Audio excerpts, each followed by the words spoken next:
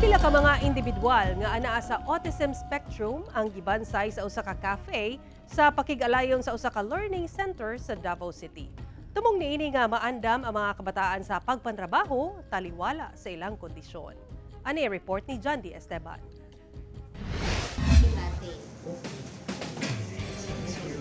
Nahimong espesyal ang adlang Huwebes para sa mga customer niining usa ka cafe sa Huna Avenue sa Davao City.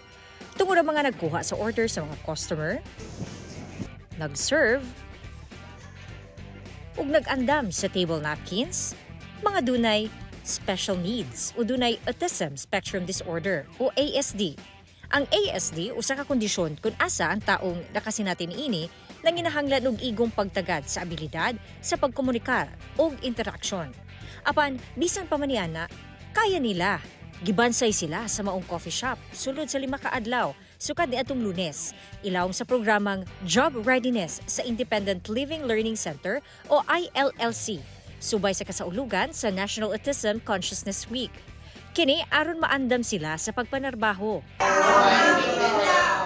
We teach them how to behave and how to work in a particular setting. They can become independent sa bahay, sa school, sa workplace. Ang bahin sa halin sa cafe sa nasangpit nga period ihatag kanila isip incentive.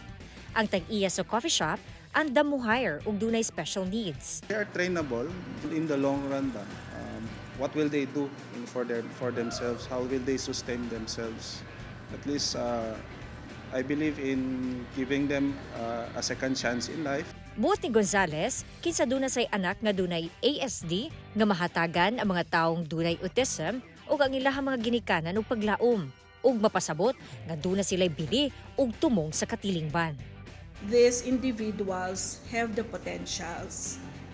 Hindi lang po dapat ikulong sa bahay, dapat po i-expose natin sila to all the opportunities that they can have in the future. Kauban si Bebot Kahes sa kamera. John D. Esteban. 1. Mindanao.